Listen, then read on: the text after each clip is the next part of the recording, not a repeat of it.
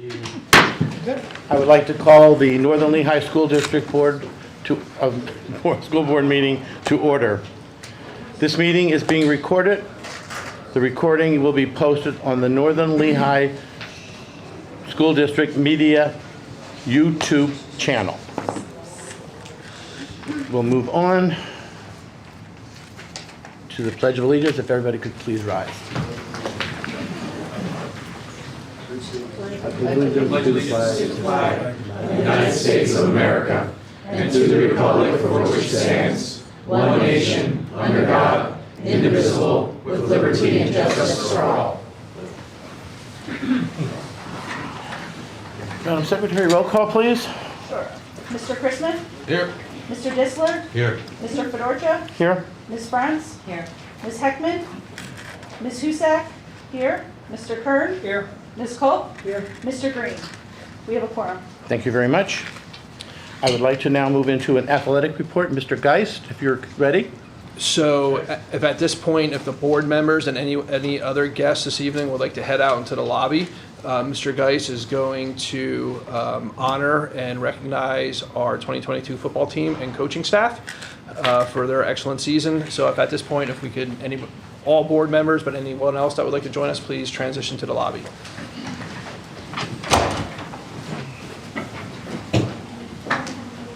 Hello. That's hard.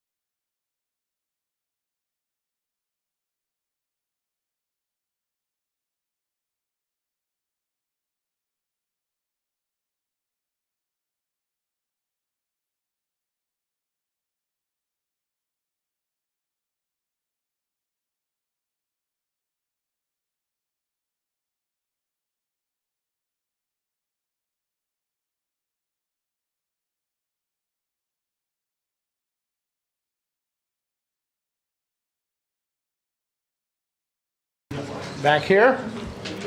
I will move on, and we are at the point of public comment. As per Board Policy 903, all participants will be provided a period of 5 minutes for each public comment.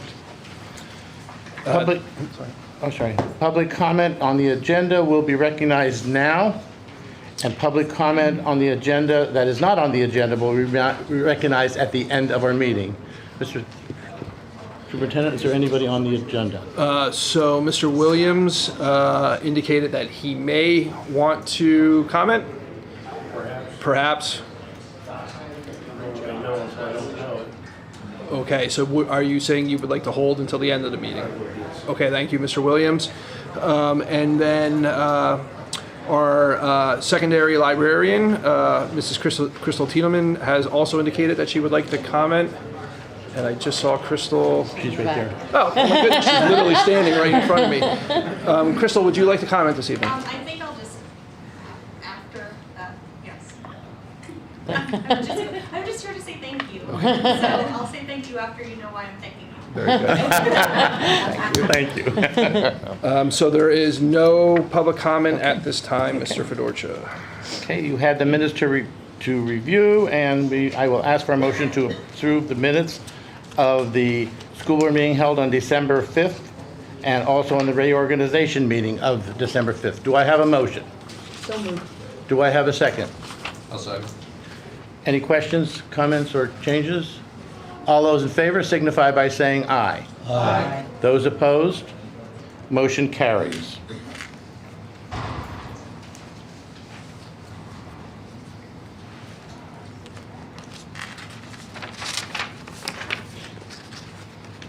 We will into special reports. Carbon Lee High Intermediate Unit. Mrs. Huzak. Thank you, Mr. Georgia. We did have our December meeting. It was a holiday celebration like ours here at the school board.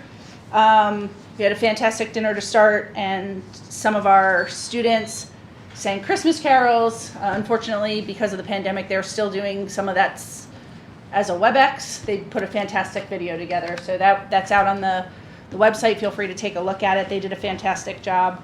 A couple of things coming up in the year this year that we're working on.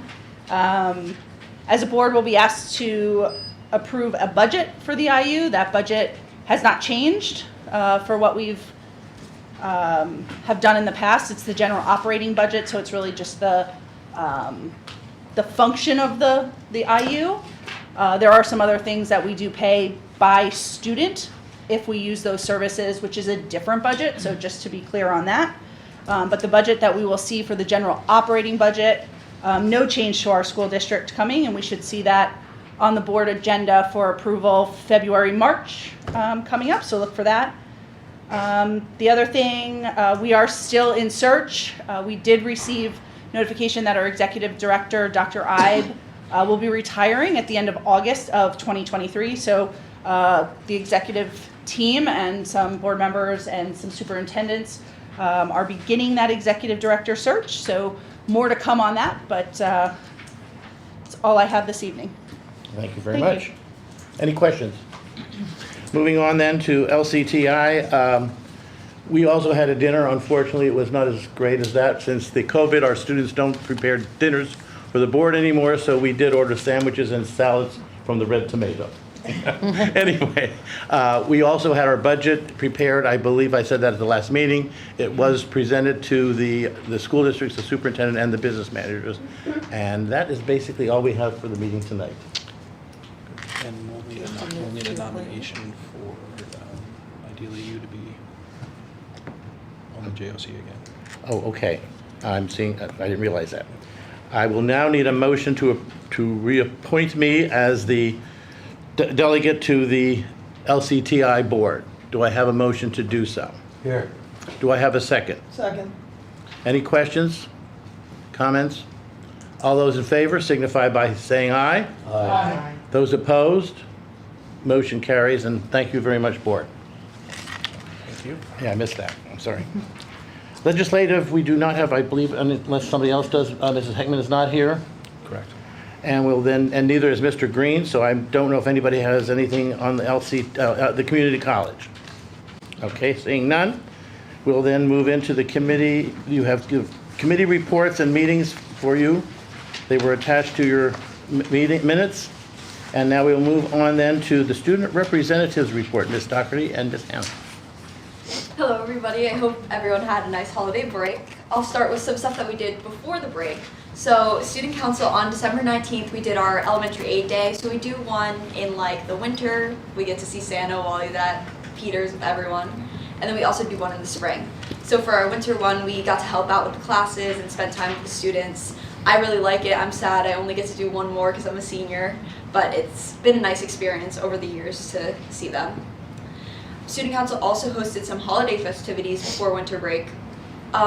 Throughout December, we sold candy canes that students could send to other students, kind of like little candygrams. And then we also held Spirit Days, the 12 Days of Christmas. This was the first year we did it. A new member had brought this idea to us for like 12 Spirit Days that everyone could dress up and just get excited for winter break and kind of push through to the end. So we had a bunch of students that participated, and there was a contest for an ugly sweater. So someone won that. I'm not sure off the top of my head who it was, but I do know they got a gift card. So that was exciting. Also, Student Council held the Toys for Tots drive throughout December, and we ended up getting a nice amount of toys to donate to them. So it's really nice to see other students who want to bring in and help other people. For now, in January, Student Council, we don't have much planned, but we're getting ready for our spring events. So on March 11th, we'll have our spring dance, kind of like we had last year. We're hoping to host a pep rally too, get people excited. And then we're also doing Mr. Northern Lehigh in May, as well as like a food drive related thing with that.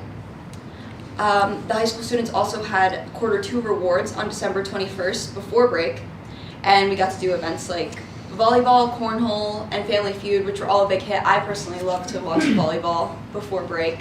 It's really nice just to see people being like a team for volleyball and talking to your friends and stuff. It's very nice.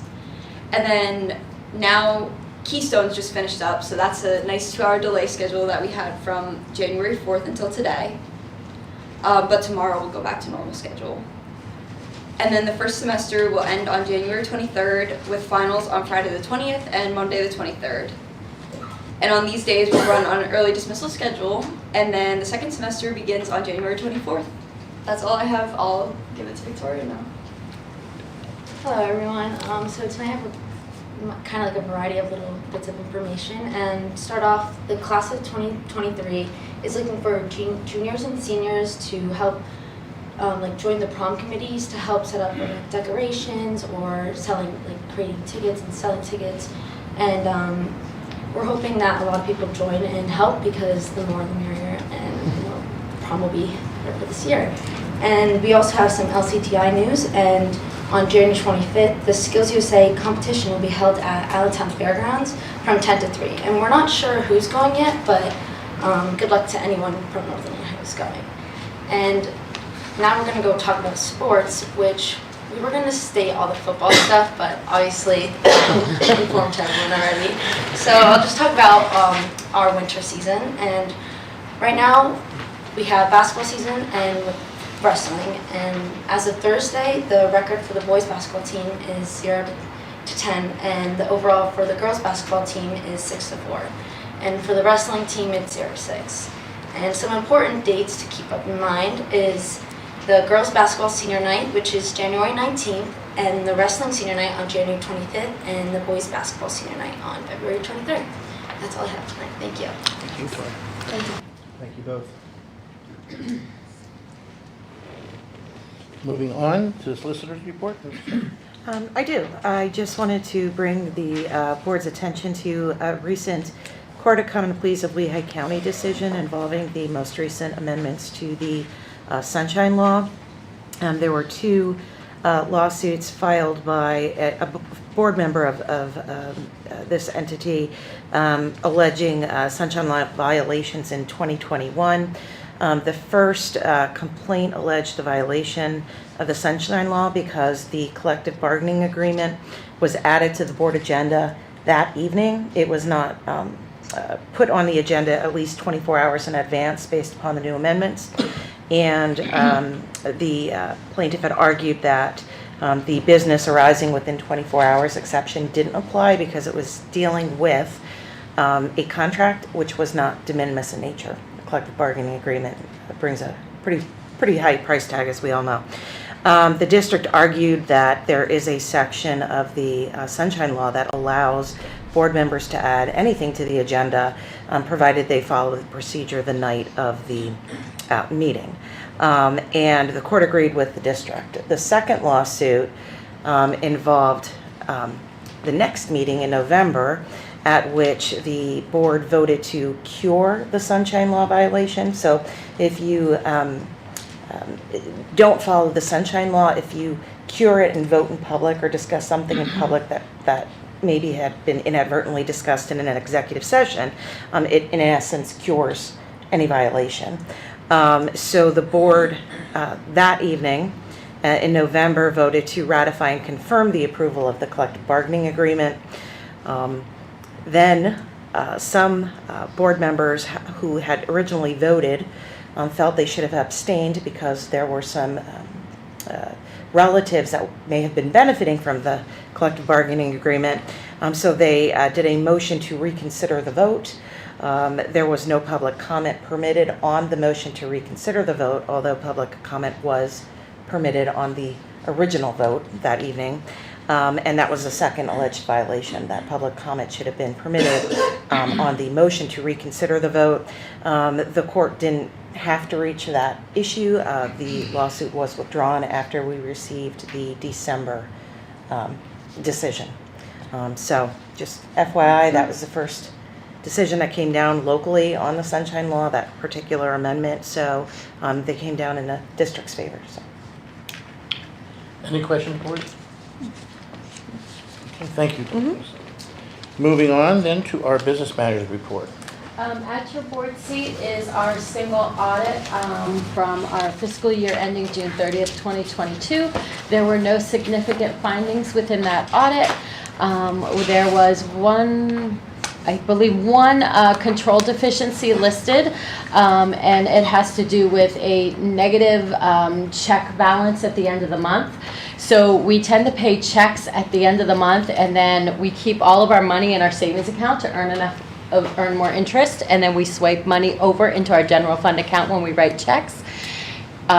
The checks were being written, and then the next day she was doing the deposit over to transfer, so that created a negative in our for one day. We have never bounced any checks, so that's not an issue. The auditors just said you need to be aware of that and make sure you transfer the money into your account the same day that we're doing checks. So I have talked to them about that, and that is now happening moving forward.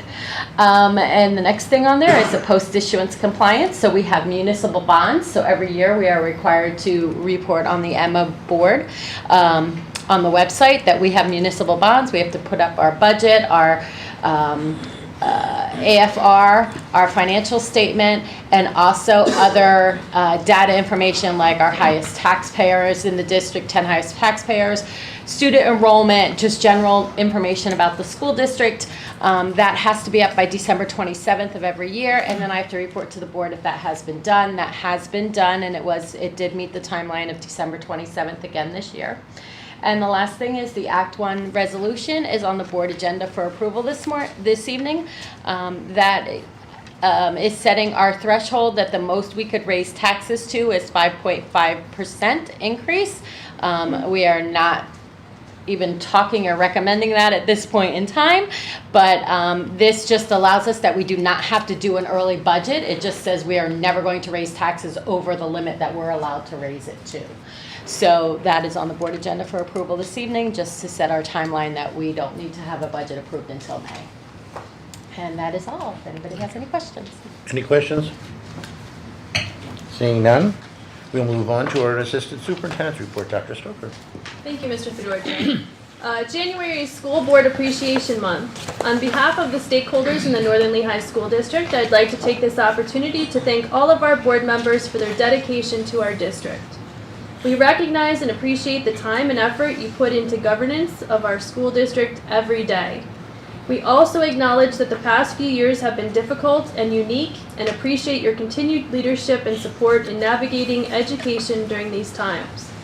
As a token of our appreciation, at each of the board members' places this evening is a library book being donated on your behalf to one of the school libraries. There's also a really nice cupcake.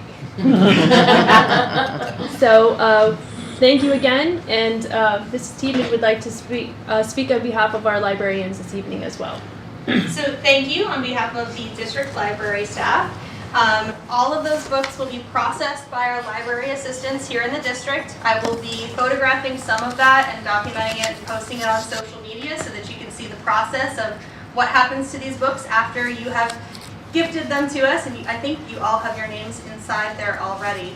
And then I invite you to visit our school libraries, find your book on the shelf after it's been processed. Stop in, see the fun things that we're doing in the libraries throughout the district, and see what other cool books we have available as well. The one that Mrs. Husak is holding, I actually wrote 2 chapters in that one, so that's a pretty cool one. But you are welcome to check out the books that we have as well, to read them with any children that you may have at home, or check them out and things like that. So definitely stop by, visit, and thank you so much for supporting the libraries. Thank you. Thank you. Thank you, Mrs. Tiedemann, and thank you to each and every one of our board members for all you do. The next item on the agenda is our annual data presentation. So I would direct you to our presentation this evening. So welcome to the Northern Lehigh School District's administrative Yep. I'm sorry to interrupt you. It may be appropriate to excuse our student representatives if they have schoolwork to attend to this evening. Thank you so much for coming. You always both do a thorough job reporting and keeping the school board and our community updated. So again, thank you for joining us for the first time in 2023. Thank you. Good report. Thank you. Have a nice Good day. report. As well. Sorry, Dr. Stoker. No, that's okay.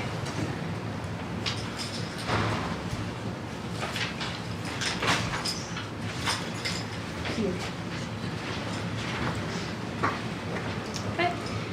Welcome to Northern Lehigh School District's administrative presentation of the 2021-2022 data, as well as our mid-year progress of local testing data in the same areas for the 22-23 school year. Following is the overview of our data. A few years ago, Pennsylvania transitioned away from a single score to a dashboard approach for presenting district and building level data through what is called the Future Ready PA Index. This slide contains the reasons for that change. There are 3 main tabs within the Future Ready PA Index. They include statewide assessments, on-track measures, and college and career readiness measures. On this slide is a list of the indicators that are included in each of those areas. Some indicators apply to all schools, while others apply only to certain schools or cohorts of students. Let's begin with the 21-22 data. This is data from last school year. This slide contains enrollment information at the top. You'll see overall district enrollment, students attending our Career Technology Center, which is LCTI, students in Northern Lehigh School District Cyber Academy, which is called Bulldog Academy, and students in outside cyber charter schools. On the left side, you will see the percent of enrollment by various student groups. These include students who are economically disadvantaged, English language learners, special education students, gifted, foster care, students experiencing homelessness, and those with families in the military. Lastly, on the right, you will see a pie chart along with the percent of enrollment in the district by race or ethnicity. This slide lists the state and local assessments that we use in each building and the areas you will see discussed throughout this PowerPoint. Next, I'm going to turn things over to Principal Schneiderite, who will discuss the data for Peters Elementary School. Thank you, Dr. Stoker. Good evening, distinguished board members, as well as our community members. As Dr. Stoker said, I'll be presenting for Peters Elementary School. Just as a reminder, because we're the K through 2 school, we do not have state data to present. We'll be doing local assessments, and we're the only school that does not receive a building score from the state.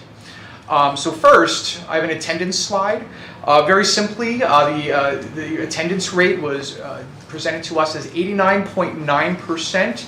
I would sort of summarize that that's below where we were prior to the pandemic, however, substantially above still the state average. Next, presenting to you the Acadians reading data from the Dibbles Next system. To very simply highlight, we do 3 tests per year, beginning, middle, and end of the year, from left to right, and from the top down, from kindergarten all the way down to 2nd grade and into the school. It's a simple system of green is good, red is not as good. Green are our tier 1 students who do not need support to be successful, all the way down to our red, students who need intensive supports to be successful. What we'd hope to see is from left to right, from beginning of the school year to the end of the school year, there's a reduction in the red and a growth in the green. And to summarize the slide, that's what we see. Students came into the school year struggling. You can see a lot of red in kindergarten and 1st grade from the previous year in kindergarten, but by the end of the year, the red is significantly different, right? Significantly less with a lot more green. To highlight in 2nd grade, 70% of the students at the end of the 2nd grade year going into 3rd grade were tier 1 students. And on any given school year, what you'd hope to see at any school in the nation is that approximately 80% of students, based on our MTSS framework, should be considered tier 1. So again, not where we were prior to the pandemic, but I believe last year being the first year returning from a different mode of instruction. 5 days last year really did benefit the students in Peters, and again, we made strides towards a return to pre-pandemic data. Next we have... Can I ask a quick question on that slide? Sorry. Okay. The number of students, is that what N equals? So N equals like Correct, 114? the number of students tested. So did they not test that? I guess the number in the end is very significantly different than maybe the number at the beginning. So were there students that dropped out? Were there a reason that those students didn't test? Great question. So yeah, typically, I'd have to look specifically to answer that as at particular grades, but yes, the enrollment changes throughout the year. Typically when they come in, for instance, like at the middle of the year, if they come in, we give them the first assessment. That might be called the middle of the year assessment. We might call that the beginning of the year assessment. So as students enroll or disenroll, it impacts the sort of the data throughout the year. Okay, I'm just looking at the numbers if I look at that, it's a beginning, middle, and end. I'm just looking for the structure. Sure. To see where everybody falls. Yep, understand. Next, we're taking a look at the Imagine Math data. Similar to the last slide, although a little bit oriented a little differently, kindergarten, 1st and 2nd grade, top is the beginning of the year, bottom is the end of the year. What you'd hope to see in this, and it's a little bit different, it's not tier 1, tier 2, tier 3, but instead it's proficiency, advanced, basic, below basic, all the way down to far below. What you'd hope to see is from the top to the bottom, an increase in green and orange, and this data was quite substantial for us regarding math.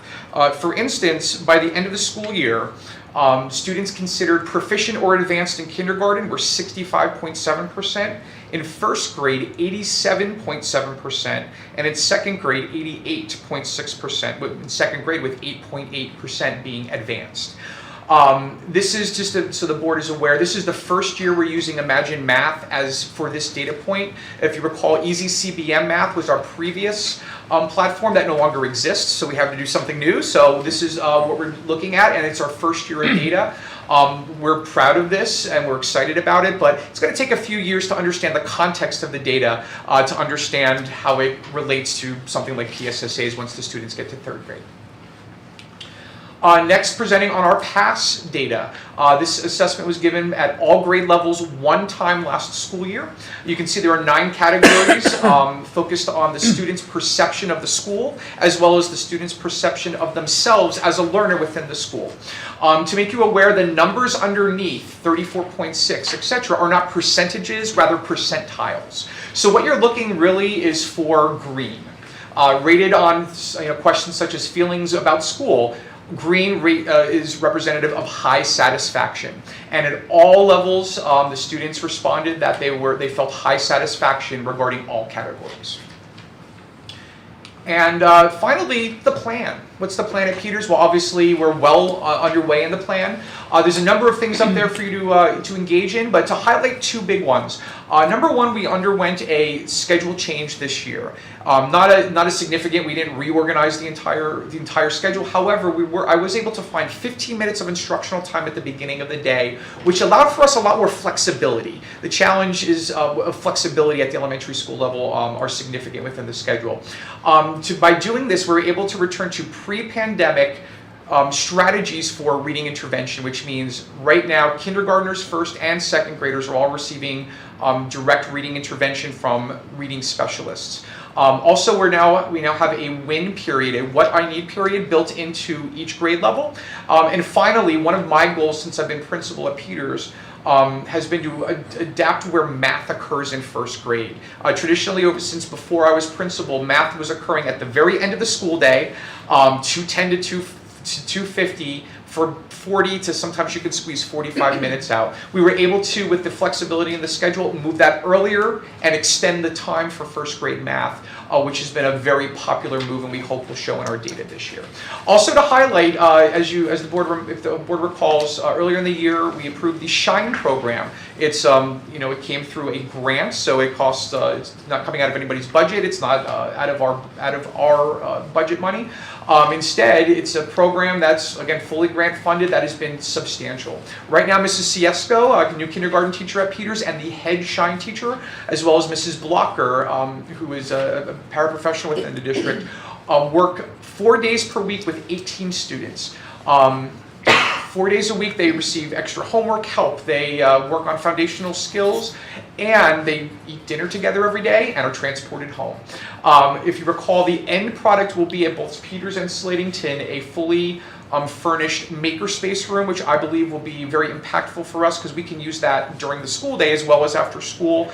And certainly as we're looking at the new science standards coming about, this will give us a lot of opportunity for advanced enrichment and using STEM activities, and it's really been a great program.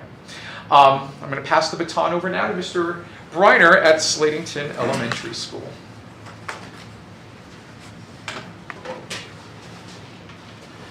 Thank you, Mr. Schneiderwright. And good evening, everyone. Thank you all for being here. So I'm going to be going through the data from last year for Slatington Elementary School. And again, for those of you who are not sure what grades are at Slatington, we are the 3 through 6 building. Okay, so the first thing I'm going to be talking about is our attendance, very similar to Mr. Schneiderwright. This attendance slide is from the Future Ready Index, and it provides us with a 91.4% in attendance. And this is a lagging indicator, so essentially what that means is it's not last year's last year's numbers, it's the year prior, because it lags a year. But we were 91.4%.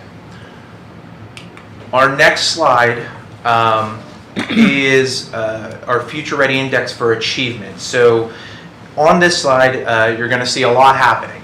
As you can see, there are some colors at the top and then numbers.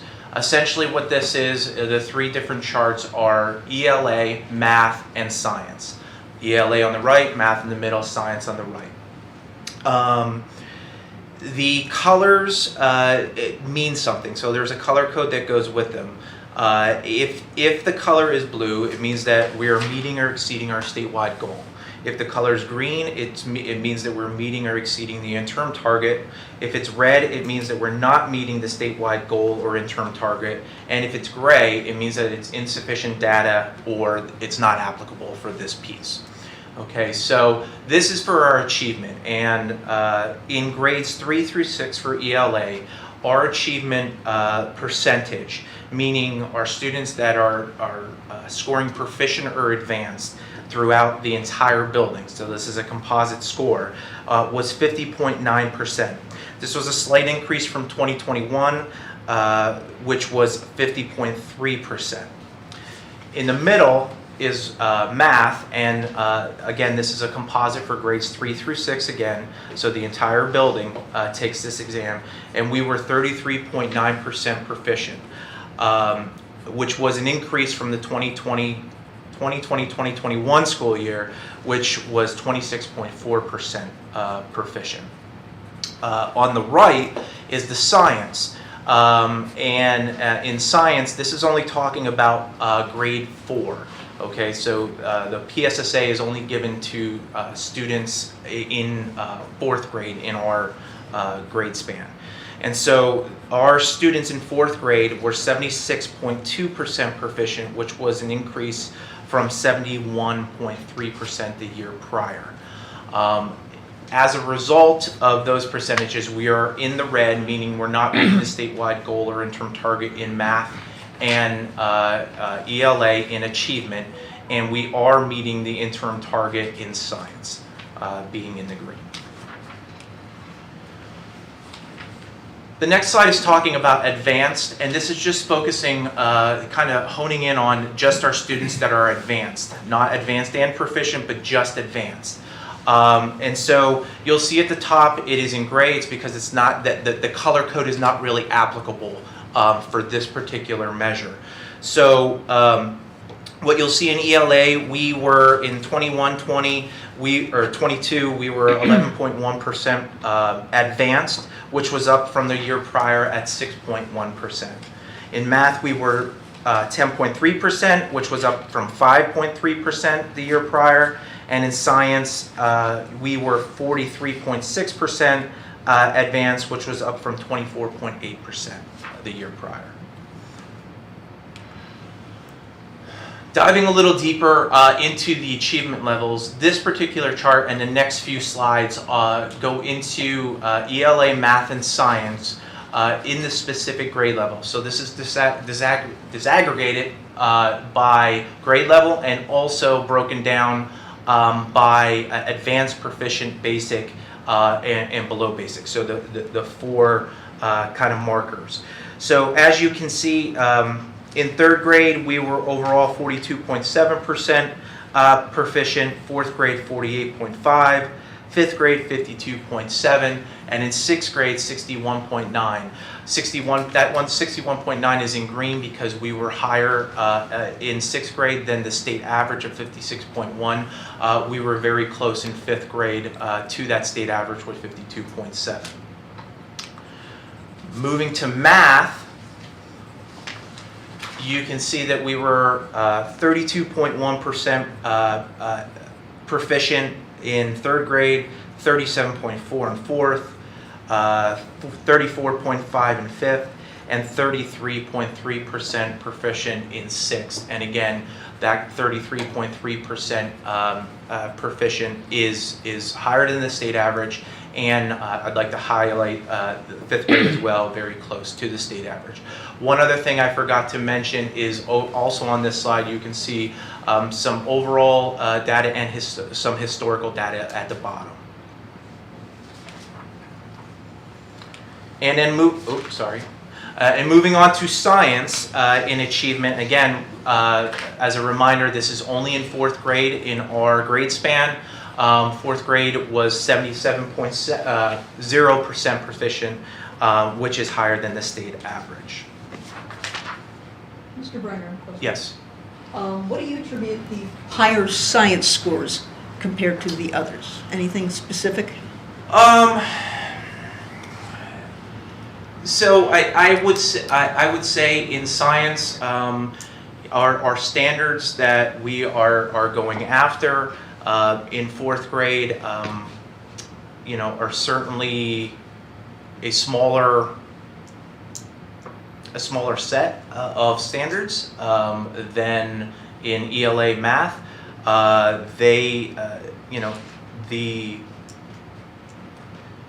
This is pretty comparable to what you would see across the board in the state. You'll see a high 4th grade science, higher in 4th grade science, because of where we're covering certain things that are on that PSSA.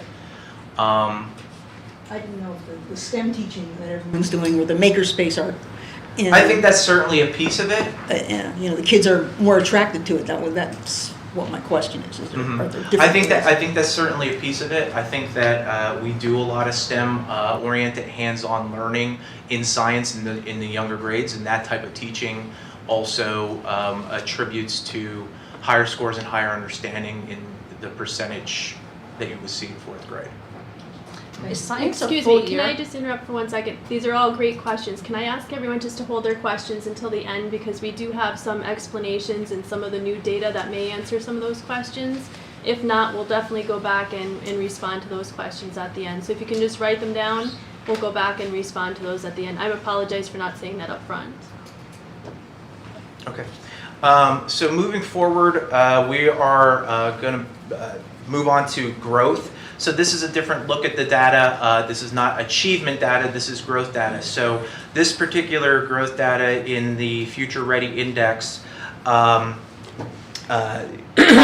through a growth score or growth index of anywhere from 50 to 100 points on a 100-point scale. And that growth index, again, similar colors that you would see if we're meeting or we're exceeding our statewide goals. So as you can see for both all ELA, math, and science, we are actually exceeding our statewide goal. In ELA, our growth index score was 83.0. In math, our growth index score was 92.0. And in science, our growth index score was 100.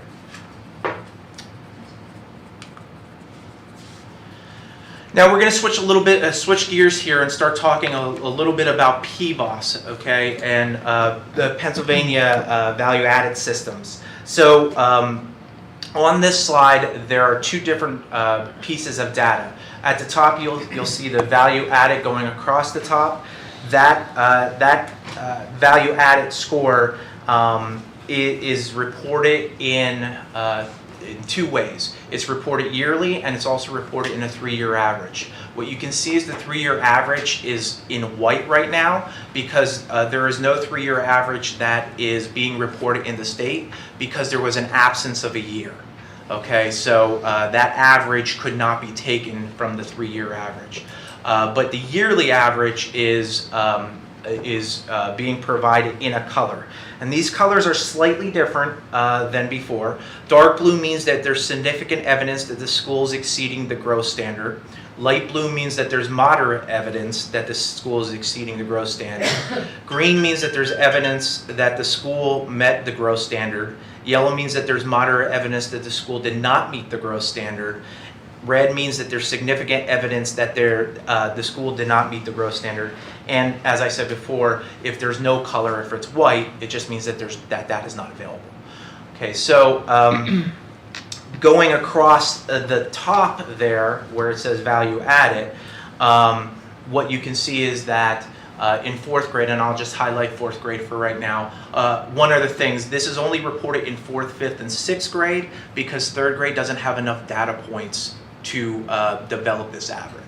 Okay, so in 4th grade, what you can see is that we're exceeding, or there's significant evidence that we're exceeding the growth standard. And you can see that in 5th grade, we are, there's moderate evidence that we're not, and in 6th grade that there's moderate evidence that we are. At the bottom is the diagnostic side of this. And so the diagnostic growth measure is divided into 5 quintiles. Okay, so basically take a 100-point scale, divide it by 5, 20 points in each. The size of the piece of the pie is the amount, is showing how many students in your school or in that particular grade level are in that particular quintile. Okay, so 1 being the lowest quintile, 5 being the highest quintile. And to highlight just 4th grade again, what you can see is quintiles 1 through 4, the size is relatively similar, but there's moderate evidence that we are exceeding the growth standard, with evidence that we are meeting the growth standard in quintile 5, with that piece of the pie, or the highest quintile being slightly smaller in terms of the number of students that are in that quintile. And you can see how that equals out in 5th and 6th grade in ELA. Jumping to math, same type of graph that is provided up there. You'll see that there's moderate evidence in 4th and 6th grade that we are meeting the growth standard, and we are meeting there's evidence that we've met the year's worth of growth in 5th grade in the value added. And you can take a look at all the quintiles in the different grade levels. And then in science, this is just in 4th grade. You will see how the quintiles are broken down. The 1st and 2nd quintile showing that there's evidence that the school met the growth. 3 through 5 showing that there's moderate evidence that we've exceeded the growth.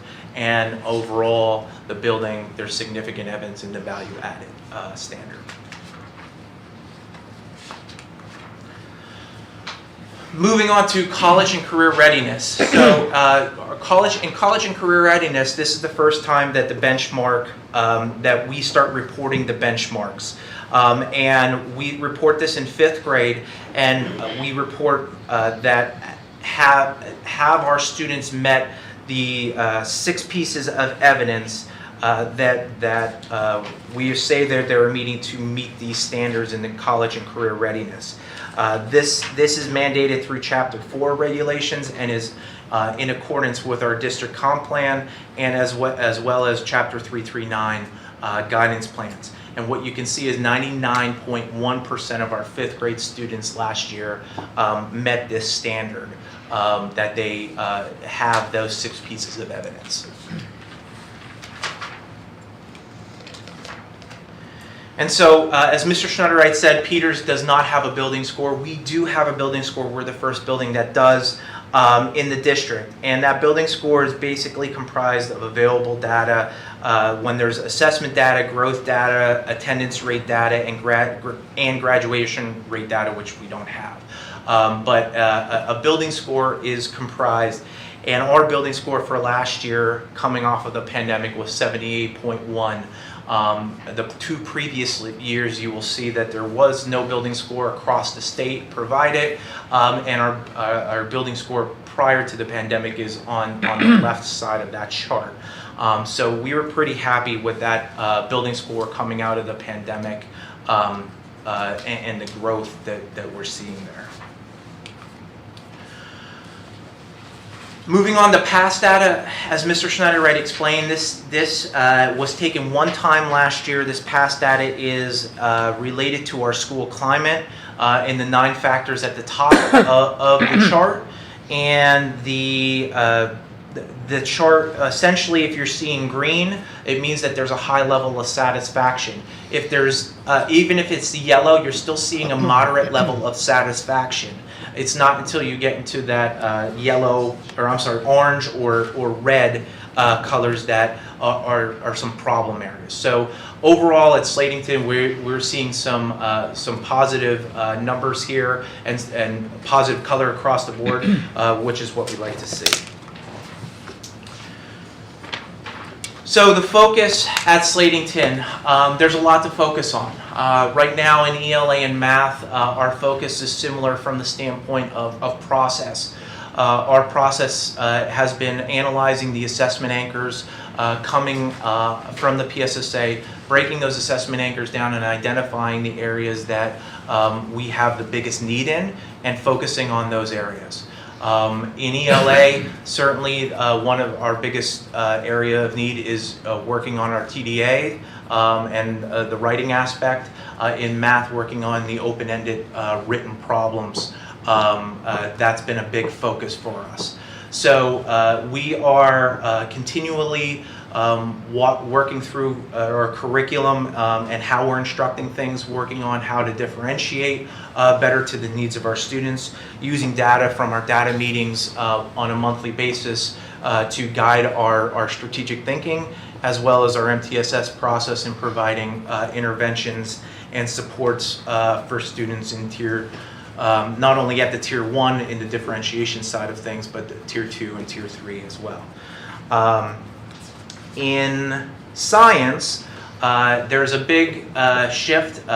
We have some new science standards that have come out, and by the year 2025, that is when our old science standards are going to sunset. So we are in the process of starting to break those down and look at how our teaching practices and instructional practices related to those standards need to change, how our curriculum needs to change.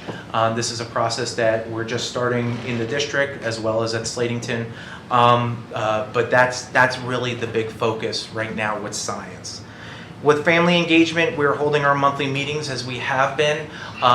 We are alternating that with Peters, so we're alternating times to try to accommodate more parents, meaning we're holding a meeting right after school and then holding a later meeting, trying to help parents that are picking up their kids and maybe sticking around. We have also provided childcare through some social groups with the Center for Humanistic Change during those meetings to help our families be able to participate in those meetings at a higher level. We're also looking at ways to increase our opportunities for families to get involved in different activities. We hosted a gingerbread contest where we invited parents in. We're inviting everybody back for concerts. So we're trying to get our families involved as much as we possibly can in more than just family engagement meetings. From an SEL standpoint, we are focusing on a Tier 1 program called Second Step this year. This program is a curriculum that is offered once at every 6-day cycle to our students, where our teachers are working through teaching on lessons on gaining confidence, setting goals, making better decisions, collaborating with others in work and play, and navigating the world more effectively. We're also working with zones of regulation again to help our students learn how to be more self-aware of their emotions and how to regulate their emotions. We've worked with the Shanti Project so far this year in 3rd and 4th grade, and are looking to bring that to 5th and 6th grade as well. And working with the Center for Humanistic Change on some social groups where they're coming in and instructing from a more Tier 2 aspect of some small groups for us, specifically in coping skills, anger management, conflict resolution. And then finally, at the bottom, the SHINE program, as Mr. Schneiderwright highlighted, has been a big success thus far at Slatington. We have 19 students currently enrolled in the program that are meeting on a daily basis, 4 days a week, from 3 o'clock to about 6 o'clock. And Mr. Fritz and Mrs. Adams and Ms. Rosenberger are doing a wonderful job with that. Also, one other thing to highlight is we are working with consultant Mr. Ehrman. He was our opening keynote speaker for the district this year. He's been working with our building on a coaching, on an instructional coaching basis, and is planning on coming again at the end of January, specifically working with our teachers on more effective ways to differentiate their instruction on a daily basis. So, with all that said, I'm going to turn it over to Mr. Hauser at the middle school.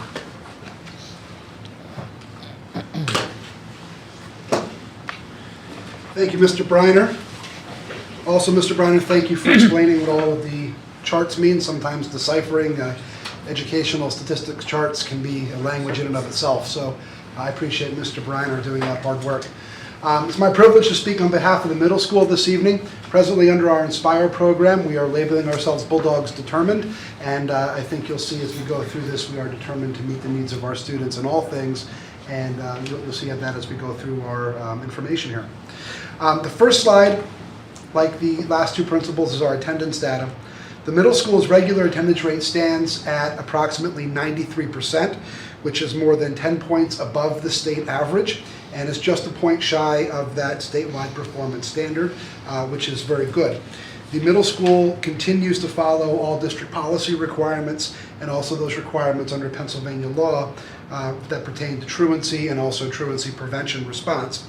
We've also implemented regular attendance meetings to track attendance data points, just like we do academic data points, maintain accurate records, and also evaluate attendance-related processes to make sure that our students get to school, and we're eliminating barriers to make sure they are in school so they are learning. I will say I did run an attendance report this morning, and if the school year would end today, our attendance rate at the middle school would be 97%. So that is excellent. On this slide, we have our Future Ready achievement numbers.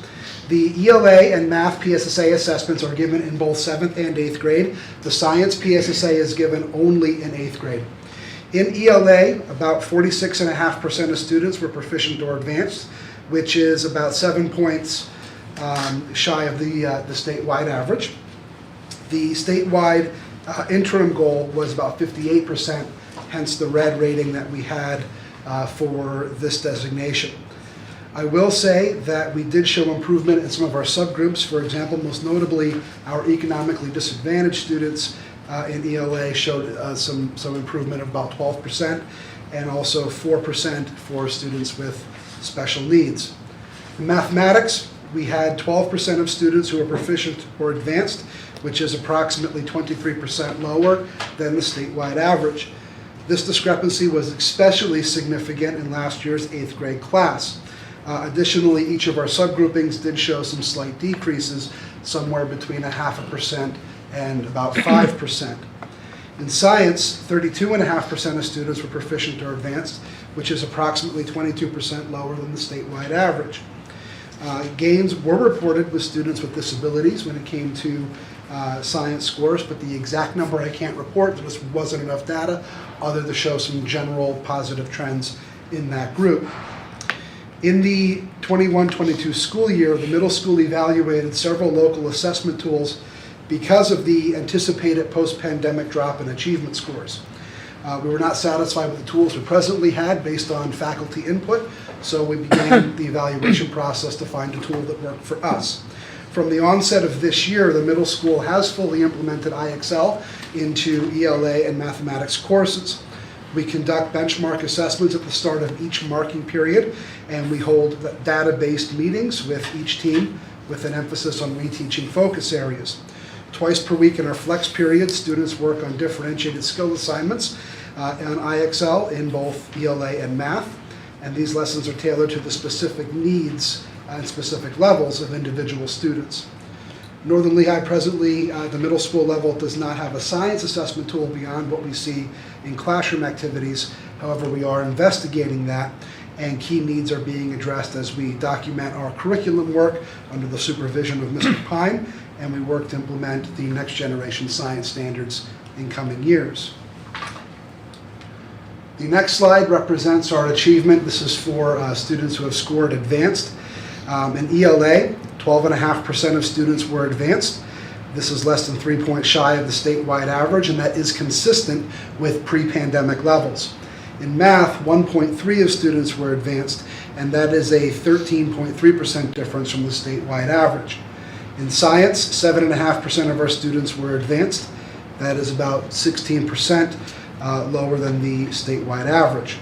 One of the focus points in our master schedule revision that we are presently undergoing at the middle school is the development of an enrichment program for our higher achieving students to hopefully have those students achieve more growth and higher levels of advancement on assessments such as this. The next slide, this breaks things down by grade level. We saw 50.5% advanced and proficient achievement in 7th grade, about a 6.5% difference from the statewide average. In 8th grade, that number was 45.5%, just shy of 10% below the statewide average. The 3-year achievement numbers, if you look at the historical trends, show about a 4-point rebound in advanced and proficient scores after an initial drop.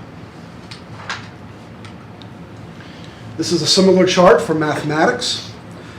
We saw 22% advanced and proficient achievement in grade 7, That is a 4.7% difference from the statewide average. In 8th grade, we did see a greater difference between the middle school numbers and what we saw in the statewide average. Our advanced or proficient achievement in 8th grade was 3.4%. That is about a 19% difference from that statewide average. And our 3-year numbers do show a downward trend. Math teachers are continuing to examine and write curriculum with an emphasis on proper alignment to the Pennsylvania standards. We are presently using the Eureka Math system. Data meetings with core teams have occurred and continue to occur, and focus points are set. The IXL platform is the local assessment tool for ongoing practice and benchmarking. I did check this morning. Our teachers are up to date on all of their IXL, and IXL is a neat product in that it does properly align chapter by chapter to what we're seeing in the Eureka Math texts, which is nice. There's good reinforcement there between our texts and the local assessment tools. In Algebra 1, this is for 8th grade only. These are students who are advanced in mathematics and take Algebra 1 as 8th graders. These scores are typically reported as part of the student's 11th grade cohort at the high school, but we do get those testing results for our building as well. We showed 83.9% advanced and proficient achievement, which is a notable improvement from the previous year and reflects a very strong post-pandemic rebound. Now, in networking with other area administrators, one of the things that I had learned is that a similar trend is emerging when we compare achievement between students who take Algebra 1 and how they perform on the 8th grade math PSSA. There is a difference in standards alignment. The Algebra 1 standards are not necessarily the same as the 8th grade PSSA standards. So while students might perform very well on that keystone, it's a different set of content, and sometimes the PSSA numbers come down a little bit for those students. And you'll see some other information here that will also reflect that. So we are hoping that part of our IXL usage does help kids identify those areas that might need to be retaught, because it's math, we need to practice it, and hopefully get them the practice that they need as the year goes on. How many students are in Algebra 1 in 8th grade? How many were tested? This year we're running 2 sections, I'm going to say approximately 40, give or take 2 or 3 on either end. Approximately 40 last year as well. Little bit fewer, I would say these numbers probably last year 37. Okay, 2 that's sections fine. again. Thanks. You're welcome. Similar chart for science. The 8th grade achievement in science was 33.5%. The 3-year data does show a downward trend that has become more pronounced in the last round of assessment. Science achievement is one of the driving factors when it comes to looking at recommended changes to our master schedule that we're hoping to implement next year. This is our future ready growth chart. In ELA, the middle school did meet the standard for growth and was within 4 points of the statewide growth average. In mathematics, we're also in the green, having met the statewide growth standard and actually exceeding it by 1/10 of a point. In science, we are in the red due to not meeting that statewide growth standard.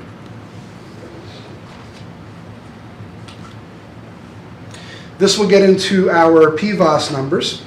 In ELA, the blue growth scores largely lie with our highest achieving students. Data for the middle school shows a blend of the green and yellow and other student groupings. This demonstrates a need to differentiate instruction for students who are not quite at our highest levels in ELA, so that they grow in a manner that is comparable. So that is something we are working on with our in-servicing, presently looking at literacy strategies and vocabulary building strategies in hopes of targeting those specific groups.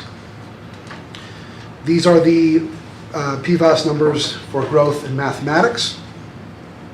You see they are very strong in 7th grade.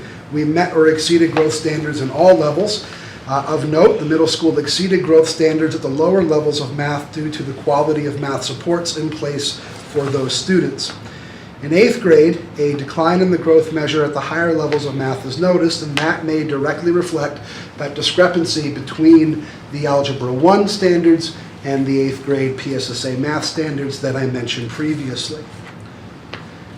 You'll notice on the Algebra 1, the same students who score in the yellow on the PSSA are now green and blue on the algebra. So they're growing where they need to in those, and then some of that 8th grade math was scored lower. Here we see science. Each of the student groups in 8th grade science shows a yellow indicator. This means there's moderate evidence that students across all of the different groupings did not meet the growth standard at all levels. For the middle school and college and career readiness, we are absolutely thriving. Our rating was a perfect 100%. That is 12 points above the statewide average and 2 points above the overall statewide goal. We used the Zello platform to create and track career readiness artifacts for all of our students, and recently we have built a very strong partnership with CFES, College and Career for Every Student, and what is called their Brilliant Pathways program. And we're looking to enhance our Pathways programming as we move on with this year and moving into next year. All of that put together, we did see growth in some of our subgroupings at the middle school. We have some work to do in achievement, but I am happy to report that our middle school overall building score did increase just shy of a point. It is our highest rating in the last couple of years as well.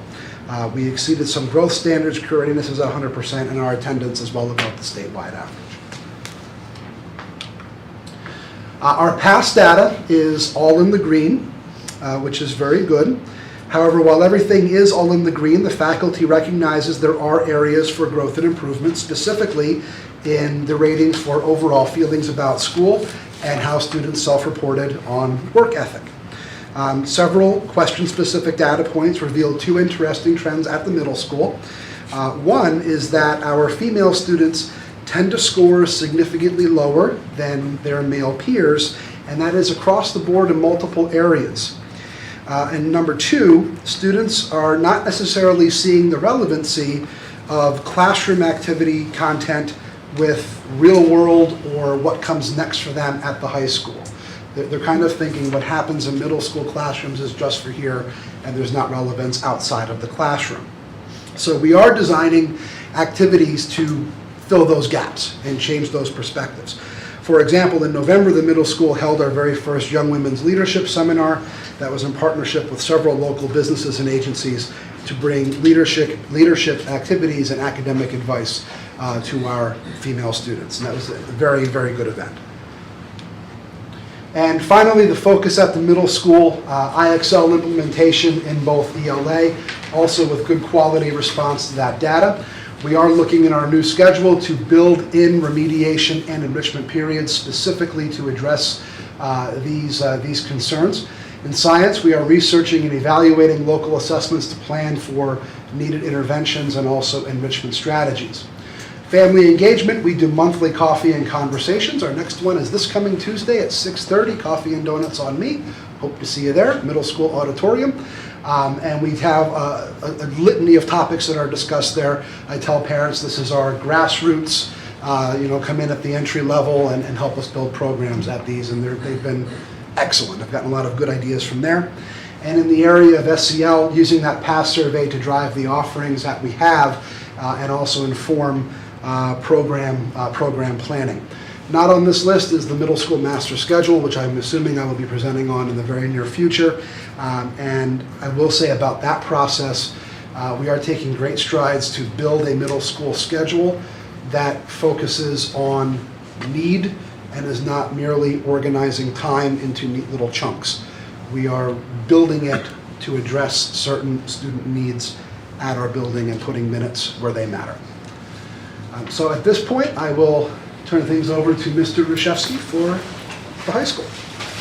Thank you, Mr. Hauser. You are welcome, sir.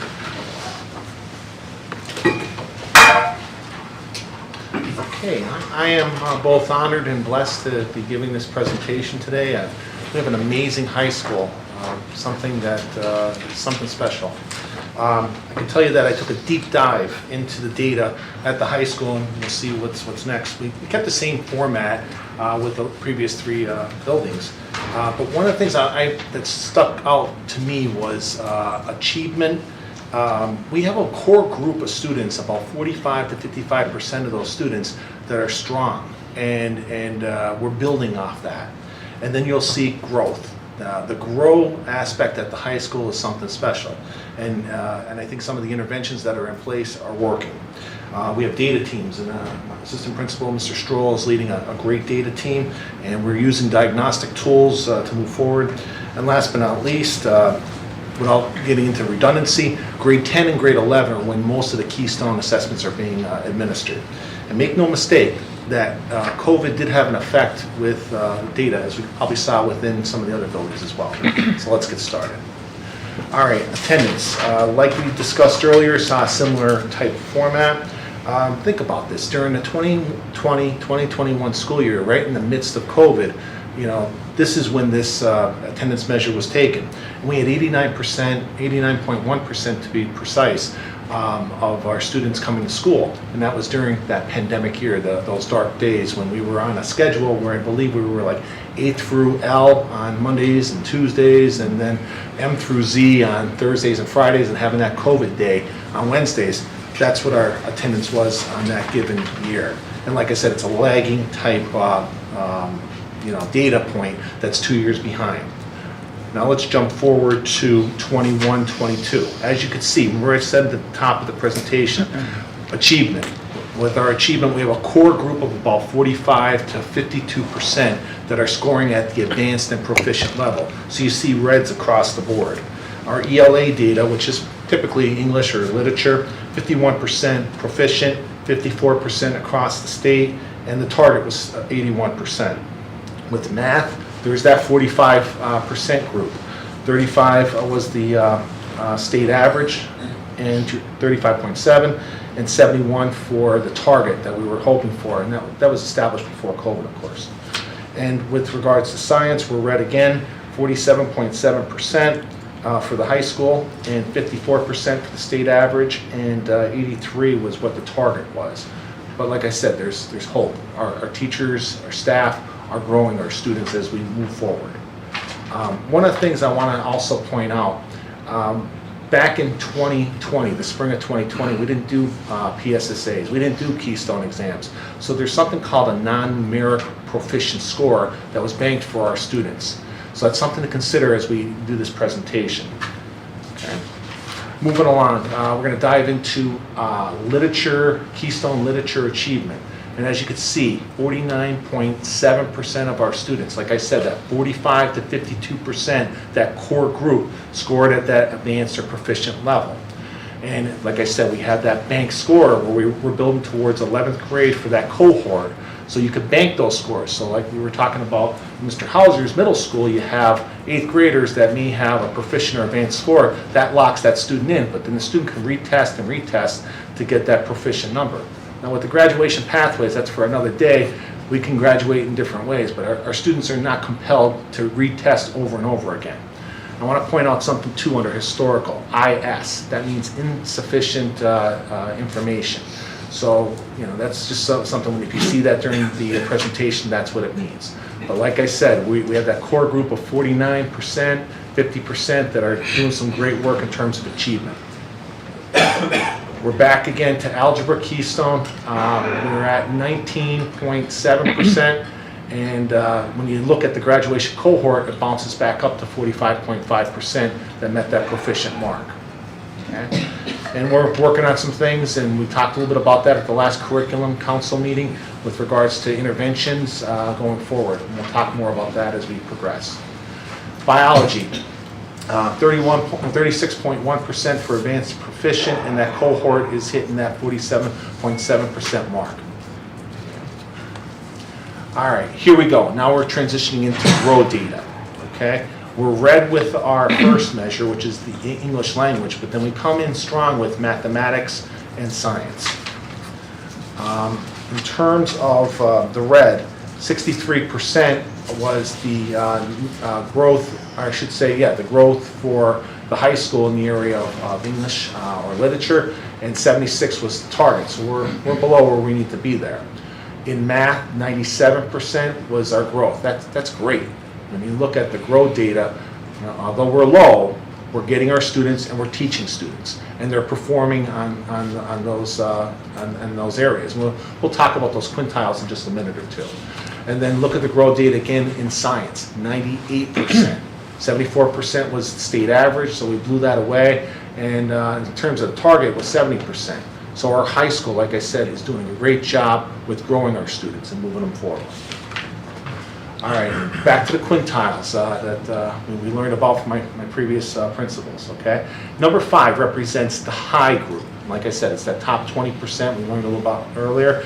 That hit it with blue. Now, if you see blue and you see green, that's the target or just above the target. So our low group for 1 and 2 in literature, we need to do a better job with. We're just below where we need to be with regards to literature. But nevertheless, we're growing. Moving forward with algebra information. A lot of blue and green, and then we had an insufficient number, which basically meant we didn't have students scoring in that top 5, but they scored well in 4 and of course 3 and 1. And 2 came in with a strong number that's just above, that's right at the target, I should say. So it's not bad in terms of the growth data for what we're doing with algebra. Starting low with performance and achievement, but when it comes to our growth, we're doing a great job. And we're back to biology. Biology, pretty much green, but our top students grew.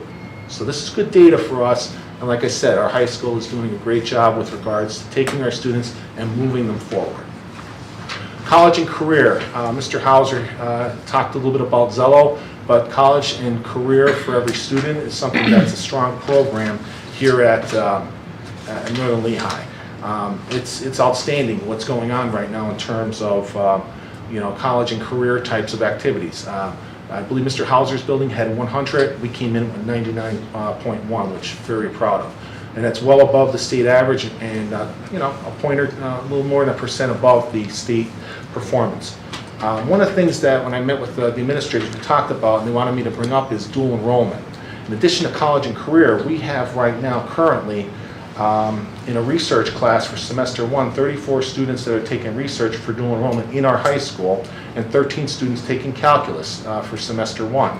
And then in semester 2, we have, it looks like 26 students that are taking research for dual enrollment. And we have 32 students that go to the LTIC, whether they go physically to the building or whether they're going and taking it online. But we have quite a few students that are taking classes above the high school level.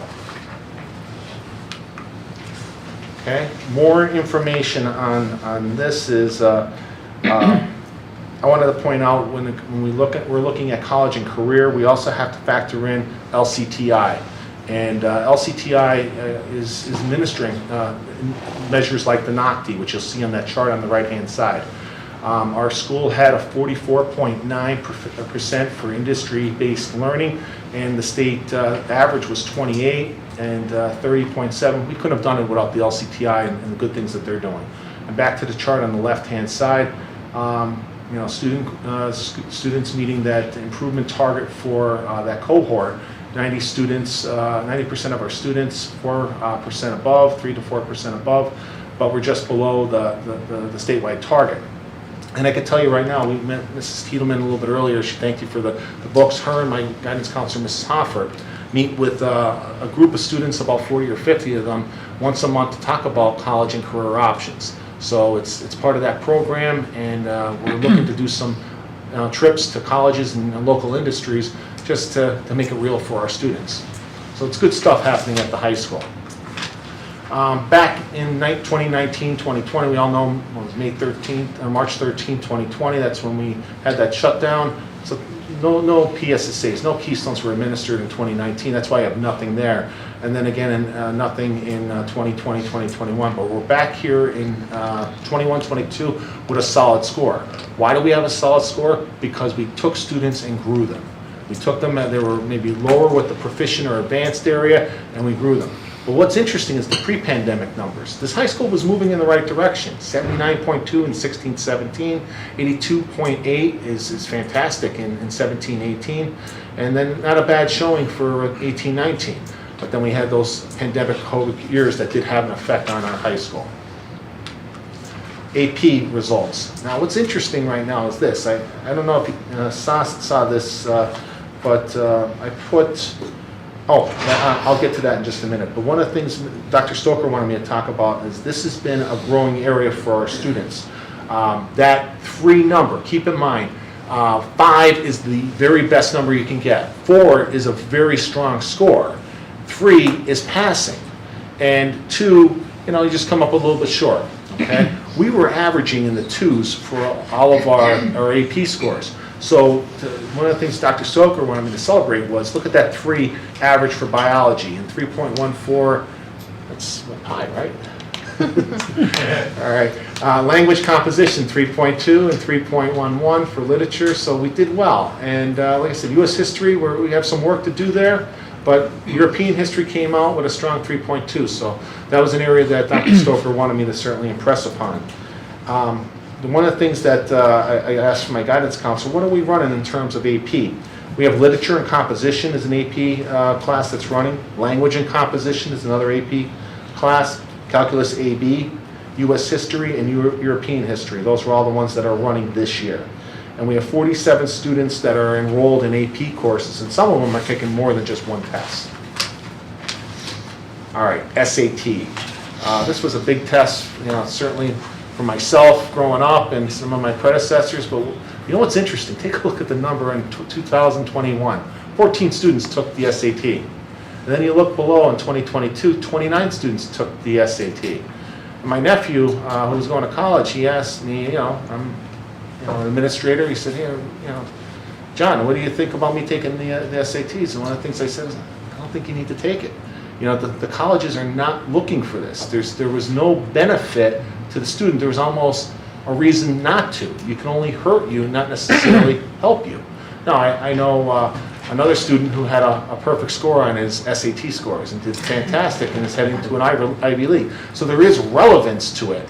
But if you're a middle-of-the-road kind of test-taking type student, colleges are not interested in the SAT to the level that they used to be. So if you take a look at my notes, I included a link to an article from back in November about how colleges are using SATs. But there is relevance, but not necessarily for everyone. The philosophy I used to have was everybody take the SAT. Now I'm like, not so sure. Depends on where you're at as a student. Moving along, past data. Now, my predecessors had green across the board. What's interesting, going back to COVID, I think that when you look at the red, which involves some concern here, low to moderate concern, the areas that are jumping out are feelings about school and attitudes towards attendance. And I have a feeling that that's something that's connected to our COVID shutdown and some of the things we had to certainly work through. But I think we're bringing our students back. We administered this past survey the last week of October, and I definitely see the climate and the vibe of the high school being definitely moving in the right direction. But green across the board nevertheless, and some areas of yellow. Focus at the high school. We're looking at that IXL. Remember at the last curriculum council meeting last week, we talked about IXL, but we're looking at that as a tool, and not only a tool, but it's a diagnostic type tool that I think is very important for both ELA and math. And one of the things we also talked about last week at curriculum was the mix, taking Algebra 1A and 1B and combining them. Regardless of whatever the schedules we're going to do in coming forward, I still think that that's a needed thing that we need to do to help move our students forward. And IXL, like I said, is something that we're looking to do more structurally at the high school. So keep in mind, in 2022, that was the first time our students saw IXL and our teachers saw IXL at the high school level. Science, one of the things we're investigating is integrated science, and I think our ecology is doing a good job for prepping our students for biology, and then biology is the trigger class that takes the keystone for biology.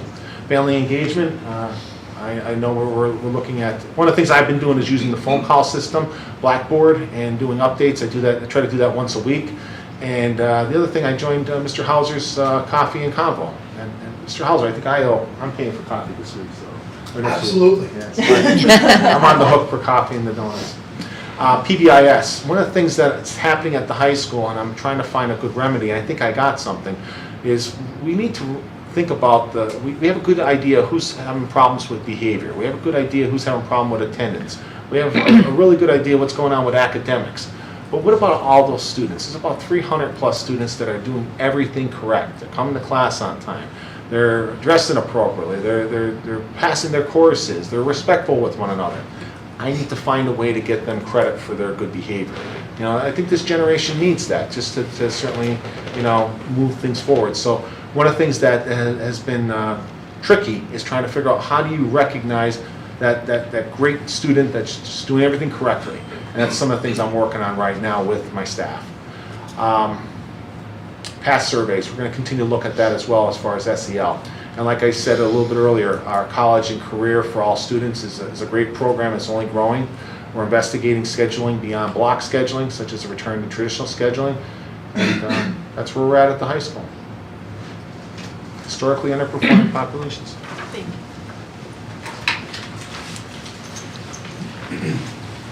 Hi.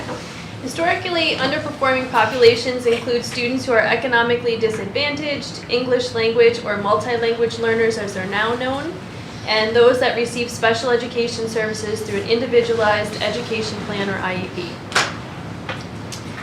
In Slatington and the middle school, achievement for students identified as economically disadvantaged mimicked the overall student group. If the overall student group went up, so did students who were economically disadvantaged. Just not to the same extent. The same was true with the decrease in scores. For the overall student population, if scores decreased, so did the ones for economically disadvantaged.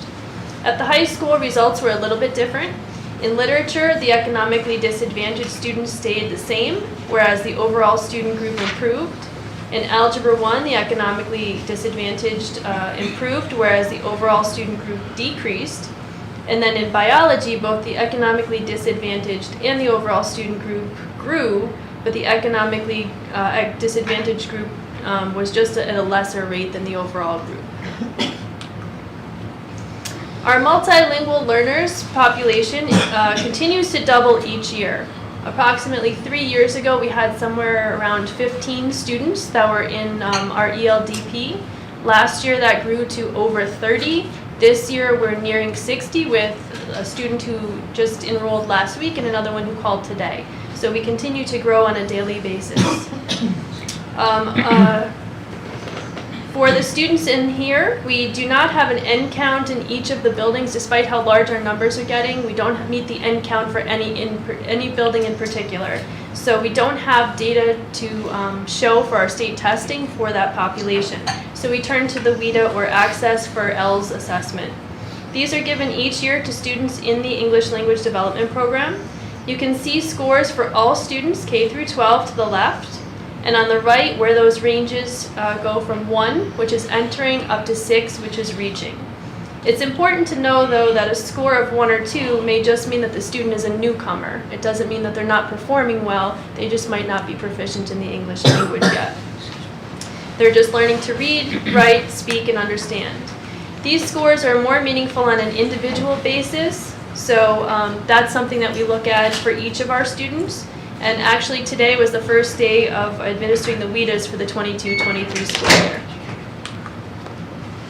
This slide contains district-wide testing data for students in our special education program. Students with IEPs may take the PSSAs or Keystones with their grade level peers. However, students with the most significant cognitive disabilities who are unable to take those assessments take the PASA, or Pennsylvania's alternate system of assessment. On the left on this slide, you will see the students with IEPs who took the PSSAs and Keystones. The top box is Slatington, the middle is our middle school, and the bottom left are our Keystones at the high school. On the right-hand side, you'll see the same information for K-12, but that's for the PASA in each of the content areas. On the right of each of those boxes is the amount of students, the percentage of students that were advanced or proficient in each of those content areas in each of those buildings on the state assessments. The state allows for 1% of all state tested students to take the PASA. As you can see, our district has been working towards meeting that allowable amount, and in 2021-2022 school year, we achieved that goal. This past school year, because of multiple students moving into the district as well as an increase in our special education population, the district had to apply for a waiver for exceeding the 1% that is permitted. This slide contains some of the strategies we're using to address these subgroups and individual needs of our historically underperforming students. Globally, we're using our multi-tiered systems of support to focus on historically underperforming students. We also evaluate programs and services annually and throughout the school year to make them more effective and participate in cyclical or compliance monitoring. Much of the work we do, though, with our historically underperforming population is on an individual level. For example, we goal set through IEPs or through our ELIP, which is our English Language Instruction Plan, and the MTSS process. We are also currently, and in the fall, ran an adult ESL class to engage the whole family for our growing population. We're helping adults speak English, but they're also allowed to bring their students who are part of our program, our ELDP program. Next, our administrative team will present data to demonstrate progress in the same areas, but this is at the midpoint of the 2022-2023 school year, so the data that you're going to see is for this school year. We've reached about the top of the ninth of our data presentation. We are now nearing the end. There's not much to discuss because we don't see progress this year, but we're seeing the starting point. We are giving the second assessment that mid-year in about 2 weeks at Peters Elementary School. We see that basically the students in first grade are coming in about where they were at the end of kindergarten. Same for second grade, although in second grade you can see we already are at 74%. So maybe that's an indicator of some of the students coming in over the summer and doing our summer programs and not losing what they typically have lost in the past. The one thing we never know is kindergarten. You can see right now 140 students in kindergarten tested. It's a lot of red there, right? In kindergarten and first grade. So we're seeing a continuing trend of students coming in and facing traumatic situations through the pandemic and coming in that need some significant needs. Again, this is our it says Imagine Learning at the top, but it's our ELA Dibble's Next data for kindergarten, first and second grade. And again, here's very similar to what we saw earlier with Imagine Learning regarding math. We can see a lot of red at the beginning of the year in K, less so in first grade, and significantly less so in second grade. So again, I think we see that some of the growth that occurred last year is beginning, the same students are beginning there this year, and we hope to see, be able to present next year or at the end of this school year, what happened during the school year on all three assessments for this school year. Thanks. Mr. Bryan. Thank you, Mr. Schneiderwright. So at Slatington Elementary, the next two slides will look a little bit different because we were focusing on state data with the Future Ready Index and PVOS data. This is from our STAR benchmark system. So this is data, this is local data, our benchmark that we take 5 times throughout the year. It breaks it down into the different grade levels and specific reading. To highlight just one grade level, and I'm going to highlight fourth grade cohort specifically because that's directly related to our Title I goal in reading. This fourth grade cohort, the goal this year was by March 2023 that we grow that specific cohort 10% in proficiency as compared to the end of their third grade year. So the end of their third grade year, they were at 48% proficiency in reading. As you can see in fourth grade right now, they are at 56% in reading, and that is through November of this year. So we are currently taking our third benchmark. They still have to meet the 58% goal. We still have this benchmark and then our March benchmark to continue to work towards that goal. In math, very similar chart that you'll see. This is specific to math. And again, the same cohort I'm going to highlight, that fourth grade cohort at the end of the third grade year. And the reason I'm also highlighting that too is that's our largest cohort in the building. That's our largest class, fourth grade. And so the fourth grade cohort at the end of the third grade year was at a 36% proficiency on their STAR benchmark, and that was with the May benchmark. And our goal was again to increase that by 10%. As of November, we are at 41% proficiency, and we have two more benchmarks to go to get to that 46% proficiency goal. So at this time, I'm going to turn it over to Mr. Hauser. Thank you, sir. Thank you, Mr. Briner. At the middle school, this is what our IXL data is showing us. Now, this is the first benchmark that we took in the month of September, approximately the end of the second week of school. What you're seeing up here as far as the colors go, that orange color is considered far below grade level, what we would call below basic. The yellow being basic or a little bit below grade level. The light green is proficient, and then that dark green color are students who are advanced. Now, what IXL does for me, which is nice, this particular pie chart puts ELA and math together, so I'm kind of getting a whole child look at that student. I can break this down into individual subjects, individual students, individual classrooms, depending on the degree of individuality I want to see in the report. But for the purposes of tonight, this is the report that I wanted to show, because it shows that we are growing students. This chart is very indicative of where we were at the end of last year. It kind of mimics the data that I presented earlier. So one thing I do want to clarify on here too, if you look at the gray where it says non-pinpointed students, this is students who are not considered up to date on their benchmarking. The IXL benchmarking does a couple of things. One is that you take an initial benchmark that lasts about 30 to 40 minutes. It's a longer assessment. And then the goal is to update that in 10 to 15 minute increments weekly. So students that might be working on classroom-based IXL might be a day or two behind. They'll actually come up as gray. Students maybe miss a few consecutive days for being ill. They'll come up as gray. Students who are special education and maybe have taken a different assessment, they'll come up as gray. So you will see a handful there, but again, if I'm able to, I am able to break that down by student. Now, benchmark 2, which has been running since November, we did the initial benchmark in November, and then, of course, that's been updated. This one you'll see we made a nice little dent in the number of students who are considered below basic. It looks like the yellow increased, but what I think that is, when I know it is from looking at the kids, those are students who came from below basic up to basic. And then we had kids pushed into that proficient and advanced category, so we do see more growth in yellow and the green colors than we do in the red, which is exactly what we want to see. These results are discussed, like I said before, in faculty meetings and also grade-specific team meetings as well. This chart shows that we are demonstrating monthly growth for our students.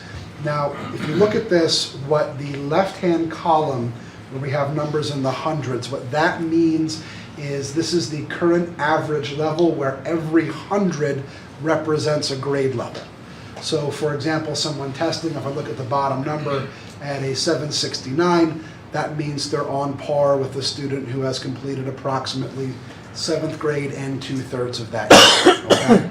And then the number on the right-hand side is how much growth that particular set of students is showing in a month. So in the perfect system, what we should show is every marking period about a plus 25% of the school year. So this is by month. So if we kind of do that math out, we're getting there, or in some cases, particularly in 7th grade, our averages are exceeding that. So students are responding to the approaches that we're using now with our differentiated means, which is excellent. At this point, I will turn things over to Mr. Ruszewski for votes. Thank you, Mr. Hauser. You're welcome. I'll be quick. The IXL data for the high school is in its infancy. We just started the pilot in August of 2022. So what you have here are two snapshots, ELA for IXL on the left, top right, you have the math snapshot for IXL, And like I said, we're not as far along as the middle school, because they've been doing this for a couple of years, at least 2 to 3 years with IXL. And below, you'll see biology. We're using Test Prep USA, and the numbers are kind of small, so I'm going to just give them to you. For the first benchmark for biology, that was 48%. The middle column represents 71%, and the third column is a drop to 57%.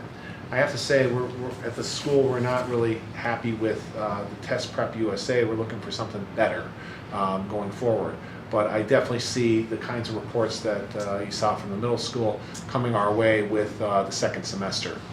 But as you can see, the line, it's moving in the right direction. It's moving up and up to the top right. And that's what you want to see as growth. And like Mr. Hauser said, each number represents like a grade level. 900 would represent 9th grade. So we're moving towards that 9th grade for algebra.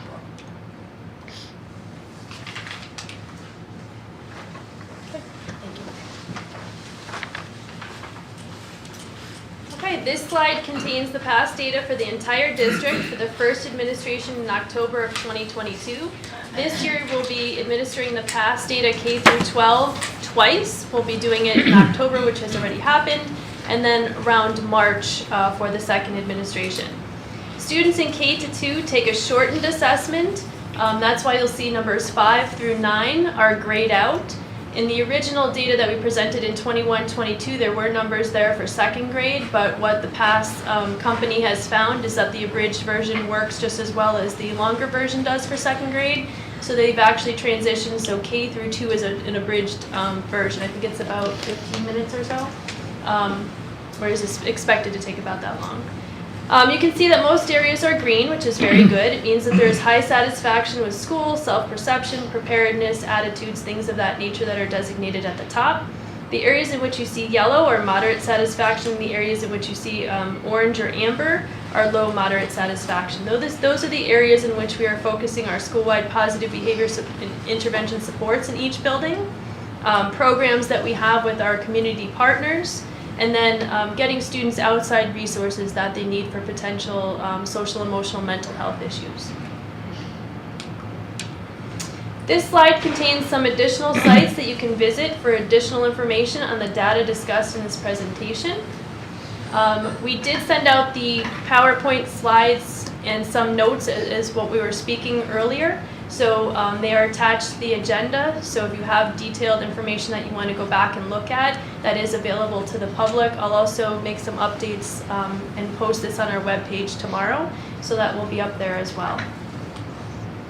Before we jump into the questions and comments, just a point of note that we will be addressing our district-wide goals for 22-23 later on in the school year. So this data that we reviewed today, we'll talk about where our progress is specific to our district-wide goals later on this school year. But this concludes our presentation for this evening. We'll take questions at this time. If your questions are something that we can respond to quickly, we'll certainly do that. If it's something that we may need to dive into the data a little bit faster, we may need to get back in touch with you to give you that information or bring it back to a future meeting. So thank you everybody for your patience this evening, and we'll open it up to questions. Can you go back a couple slides? Sure. One front. Past data? This one? Yeah. Yes. The 19.5 in red. These are percentiles, so these are not percentage of students who score in a particular area. These are percentiles, they're compared across the nation. And we look, so those areas, if you're looking at 11th and 12th grade, the ones that are kind of in that orangish, reddish color, that's number 1, which is feelings about school, and it's number 6, which is general work ethic, and those are self-reportable factors from students on this assessment. So those are things that we're working on. Obviously, there are some students that feel connected, feel a positive sense of school climate and culture, and that's something we're looking to improve upon. As students get older, sometimes they have more dissatisfaction with school than younger students who love to be here in elementary school. But we're diving down deeper into that data at an individual level and also at cohort level to see what the reasons for that are. Yeah, I didn't know how you could try and focus on that. Sure. Thank you. Anyone else? Thank you all for a excellent program, presentation, and it was really inclusive. Thank you so much. Thank you. Is there anything else? That's my report for this evening. Okay, thank you. We'll move on then to the superintendent's report. Thank you, Mr. Fedorcha, and I'd also like to thank the administrative team under the leadership of Dr. Stoker and Mr. Pine for putting that all together. That was a long time in the works, and it's a lot of information that we shared with all of you this evening. There's no way to sugarcoat it. We have a lot of work to do at each building level in achievement in particular. And we're acutely aware of that. And this evening we kind of gave you a high-level view of the work that we need to do moving forward. Please feel free to reach out with questions, either directly to me, to Dr. Stoker, or to Mr. Pine about any of the data in particular. Again, thank you for all the work that you put into that. Next, I'd like to kind of turn my report over to Mr. Fedorcha and Mrs. Molatoris in their role as board members of the Lehigh Valley Educator Credit Union. So, sir, I'll turn it over to you. Okay, thank you. Sure. And I'm going to ask Mrs. Fink to come down as well to the front of the table. I, as Vice President of the Teachers Credit Union, and Sherry, as a member of our board, are very pleased to present tonight to the school district on behalf of our board, our staff, and our members, a check for $10,000 to go to your food program, which is... You mean we can't deposit that? No, I don't think I'll accept it. Thank you very much. Everyone's good for a picture? All right, on three. 1, 2, 3. Thank you. Thank you. Thank you. And we're presenting this to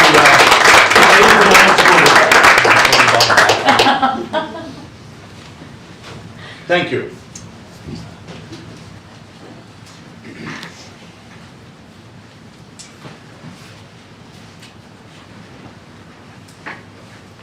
Okay, moving on. Sure. So, again, thank you, Mr. Fedorcha and Mrs. Molatoris. The Lehigh Valley Educators Credit Union is always very supportive of our school district, our members, the services that they offer to our employees.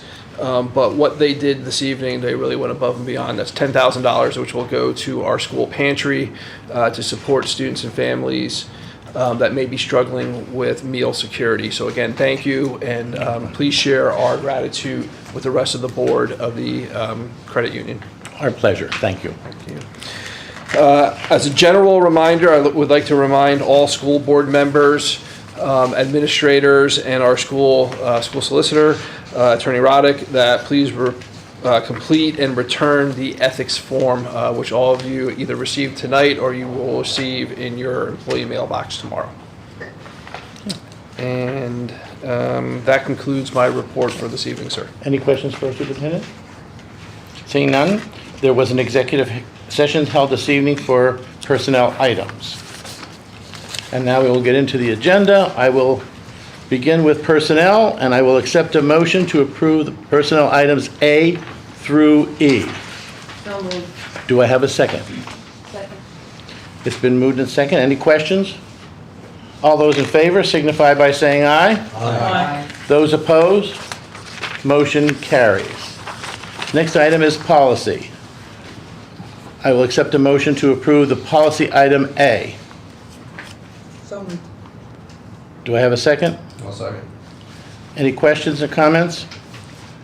All those in favor signify by saying aye. Aye. Those opposed? Motion carries. Moving on to conferences, I would need a motion to approve the conferences items 1, 2, and 3. Here. Do I have a second? Here. Any questions or comments? All those in favor signify by saying aye. Aye. There is nothing under curriculum and instruction. There is nothing under old business. Moving on to new business items. Okay, I will accept a motion to approve the new business item A, which is the resolution for the school district, or school board recognition month. Do I have a motion to approve it? So moved. Do I have a second? Second. All those, any questions? All those in favor signify by saying aye. Aye. Those opposed, motion carries.